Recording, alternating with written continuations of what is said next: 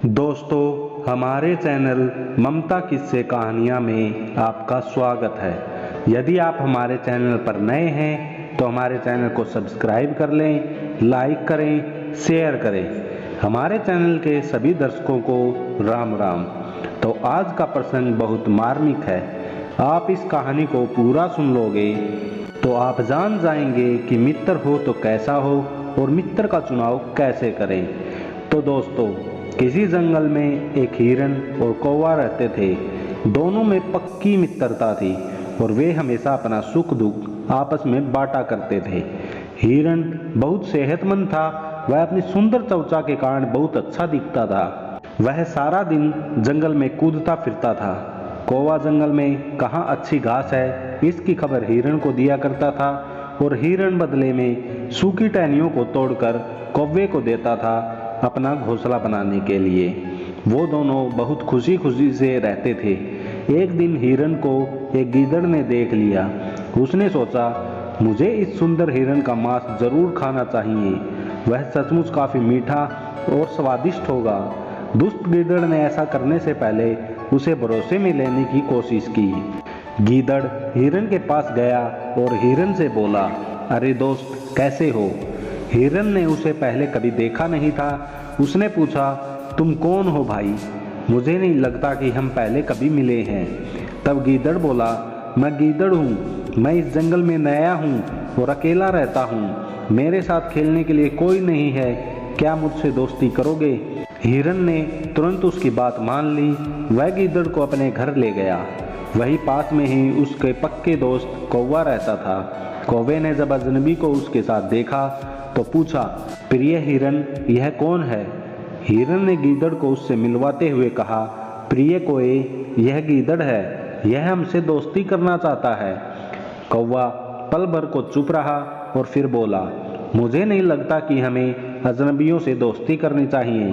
कौवे की बात सुनकर गीदड़ चिढ़ गया और बोला, जब तुम हिरन के दोस्त बने थे तो तुम भी उसे अच्छी तरह नहीं जानते थे। एक दूसरे को जानने में वक्त लगता है। सालों की दोस्ती के बाद ही तुम पक्के दोस्त बन पाए हो।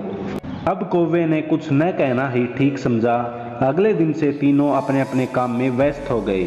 दिन में वे भोजन की तलाश में रहते थे तथा रात को एक साथ वक्त बिताते थे। कुछ दिन बाद गीदड़ बेचैन हो गया। वह हिरन को मारने के मौके की तलाश में रहने लगा। एक दिन वे दोनों घर में अकेले थे।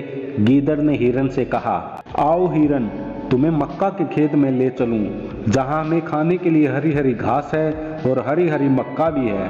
हिरन उसके साथ चला गया। वहां उसने जी भरकर ताज़ा मक्का खाया। जल्द ही खेत के मालिक ने उसे देख लिया और उसने हिरन को पकड़ने के लिए अपने खेत में जाल बिछा दिया। अगले दिन हिरन खेत में आया तो वह जाल में फंस गया। वह सोचने लगा कि अब मुझे कौन बचाएगा। तभी उसे गीदड़ आता दिखा और वह काफी खुश हुआ। हिरन ने उससे कहा, प्रिय मित्र गीदड़, मैं यहाँ फंस गया हूँ, कृपया मुझे जाल से बाहर निकालो। दुष्ट गीदड़ हिरन को जाल में फंसा देख खुश हुआ और बोला, ये जाल चमड़े से बना है। मंगलवार को मैं दांतों से चमड़ा नहीं छूता।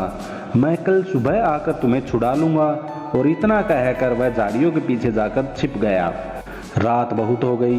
हिरन घर नहीं लौटा तो कौवे को चिंता होने लगी। वह उसकी तलाश में निकला। काफी खोजने के बाद उसने हिरन को मक्का के खेत में जाल में फंसा हुआ पाया। वह उसके पास जाकर बोला, दोस्त, ये क्या हुआ?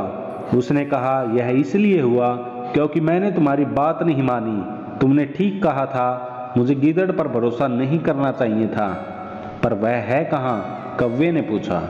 हिरन ने रोते हुए कहा, कहीं छिपा हुआ होगा, मेरे मरने का इंतजार कर रहा होगा। कौवे ने उसे दिलासा देते हुए बंधन से मुक्त होने की एक सलाह दी। कौवे ने कहा, तुम मरने का नाटक करो और जैसे ही किसान तुम्हें मरा हुआ समझकर जाल से बाहर निकाले, तुम भाग जाना। हिरन ने दोस्त की सलाह मानी। उसी सलाह के मुताबिक जब खेत का मालिक हिरन को मरा देख जाल खोलने लगा तो मौका पाते ही हिरन वहां से निकल भागा। गुस्से में मालिक ने उस पर कुल्हाड़ी खींच के मारी। वह लाठी गीदड़ को जा लगी जो झाड़ियों के पीछे छुपा बैठा था और दुष्ट गीदड़ की वही मौत हो गई। तो दोस्तों, इस कहानी से हमें शिक्षा मिलती है कि सच्चा दोस्त वही होता है जो मुसीबत में काम आए।